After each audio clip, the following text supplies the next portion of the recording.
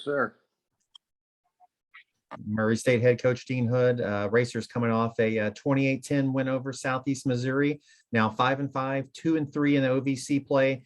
It's a big game this week at Eastern Illinois to finish with a potential winning record and 500 conference mark. So thoughts, Coach, thoughts on your team, and we'll go to some questions.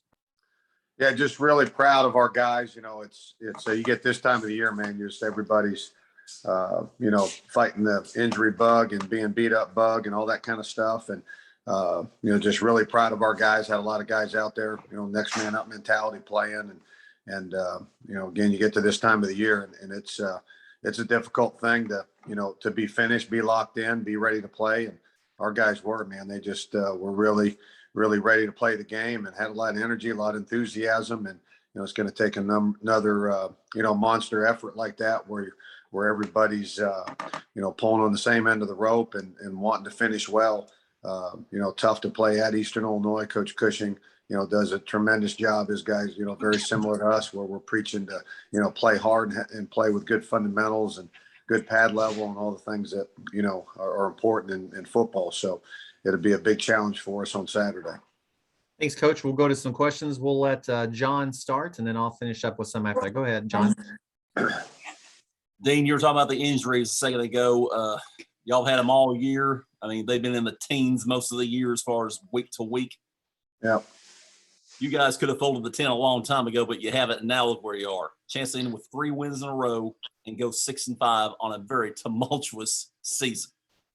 Yeah, that's what I told the guys, yesterday at practice. Was really, really proud of them. And, that's what happens this time of year, right, wrong, indifferent, how it goes wrong, how it, why, who knows in this game of college football. But, teams either fade, fizzle or they finish. And it's, it's a difficult thing to do. It's easy to start something new, exciting and all that. But it's difficult to finish, especially when, you're looking at no possibility of, a championship and postseason play and all that kind of stuff. So, really proud of how our guys have played really the last, 3 weeks. I was really proud of them, second half of Tennessee State, after coming off, performance we had at Austin Peay. And, they were down 21-0 and, coulda, woulda, shoulda at the end. So we've been playing really well for 3 weeks.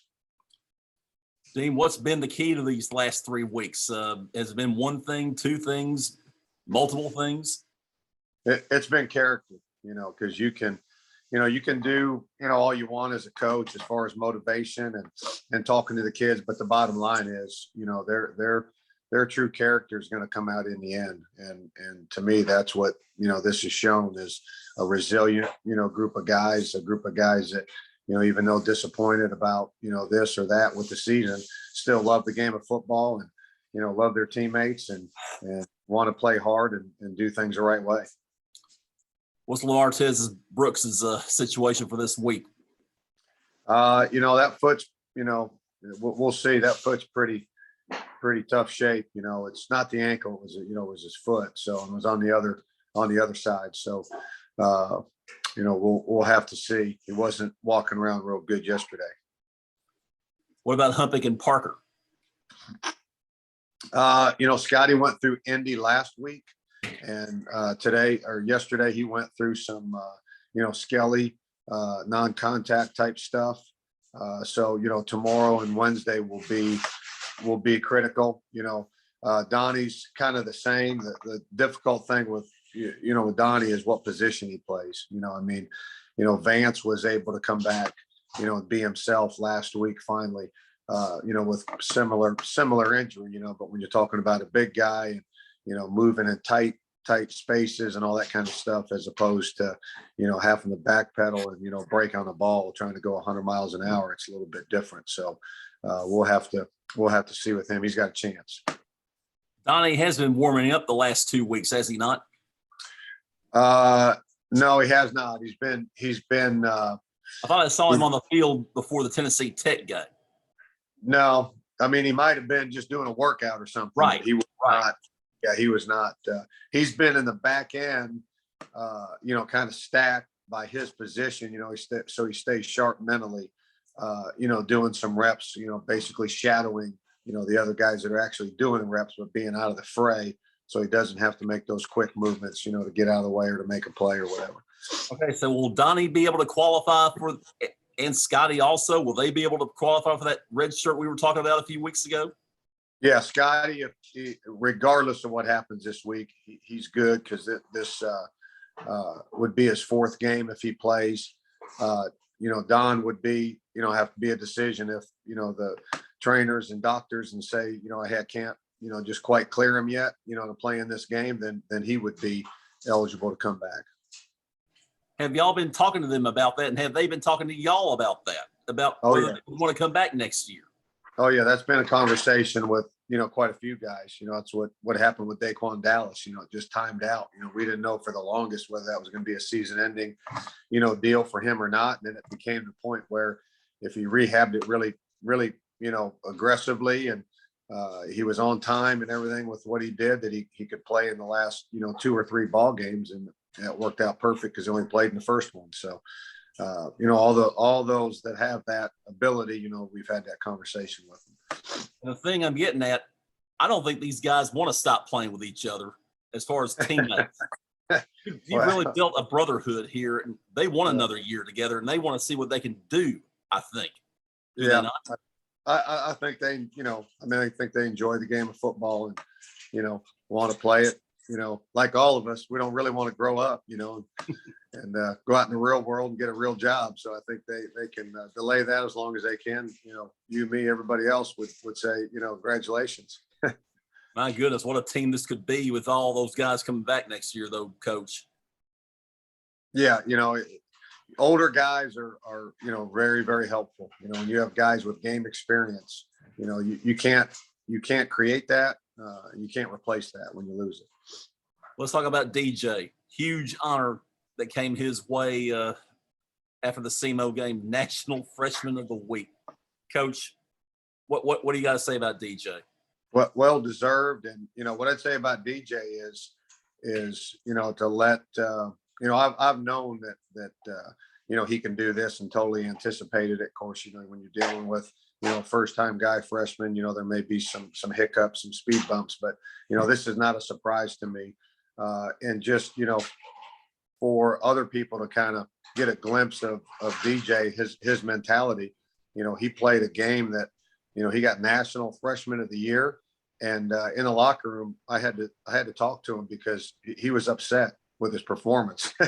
So, but the other day, yeah. Really? So that lets how high of a standard he has placed him himself, and how hard he works at it and wants to be great. So that's a blessing and a curse. It's a blessing because you don't have to worry about motivating that guy to do all the little things that you need to do, the preparation to deserve victory, but then you got to watch because hey, you got to tell him, hey, you got to enjoy this, man. This was, you played really well, and we won a really good game against a really good football team, and we're a team. When he was concerned about turning the ball over down the red zone, hey, we went out there as a defense and made stops, and that's why it's a team game. I didn't make every call perfect. The defense made mistakes, special teams made mistakes, offense. It's a team thing. So enjoy the win. This was your most complete game of the year, was it not? I think so. Yeah, I do. And especially when you look at, when you start adding up all the things, it really makes you proud of the guys. A lot of injuries. SEMO had a lot to play for. If they'd won that game, they're going to go play for a championship the next week. A lot of things. They had 2 weeks to prepare. We had a short week in essence. So really proud of our guys. With all the things that they could have, would have, should have pointed to and, used as a safety net. They just said, no, we're going to go out and, play as hard as we can, have fun. I got a couple more questions. First of all, Dean, let's talk about what this winning streak, how the end of this season could go as far as recruiting. Are y'all getting a lot of attention from the high schoolers around here and the JUCOs and other places? Yeah. Winning names. Yeah. Winning never hurts anything. We're more selling, our culture and selling, the vision for what's going on, right now at Murray. We're perfectly aligned, with President Jackson and Regent Kriegler and Kevin Saul.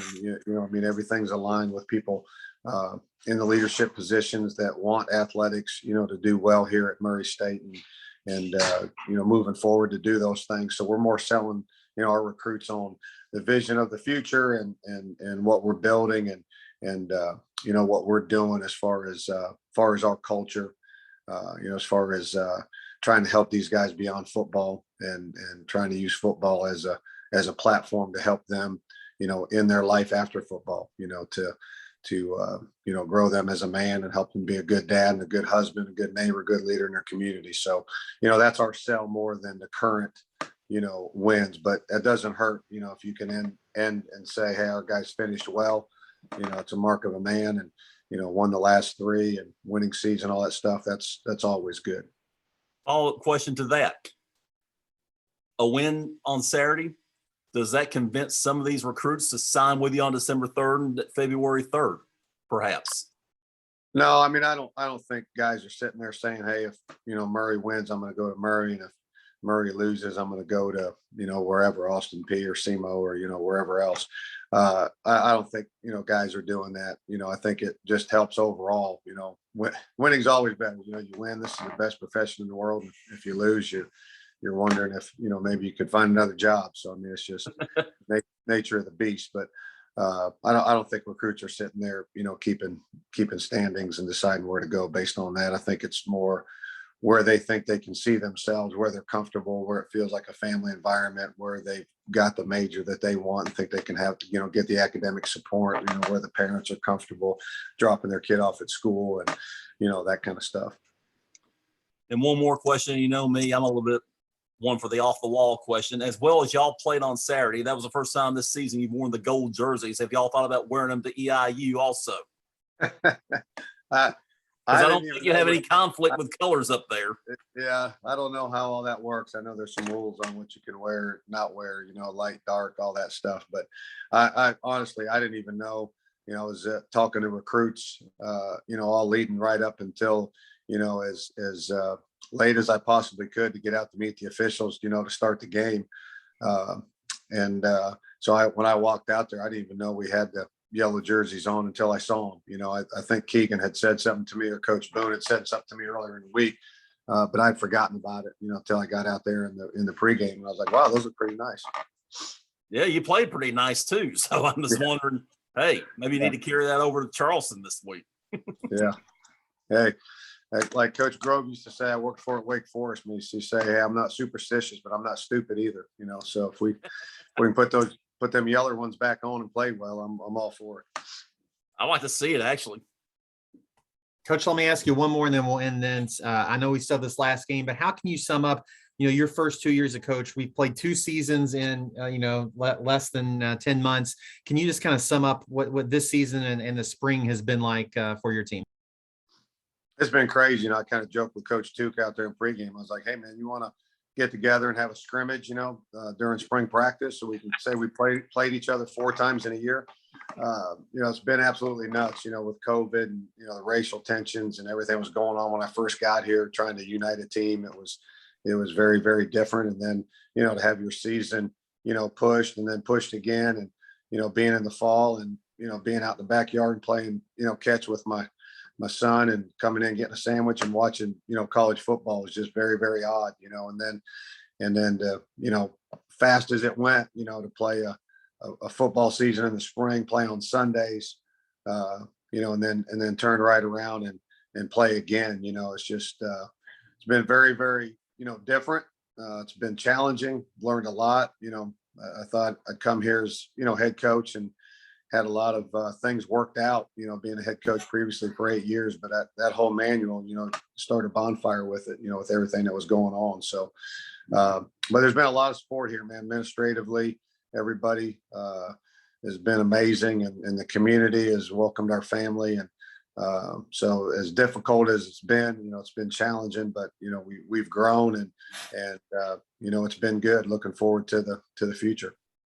Well, Coach, thanks for your time and all year, and best of luck to your team this weekend. Okay, thanks. Appreciate it. Look at him, Coach. Okay, thank you.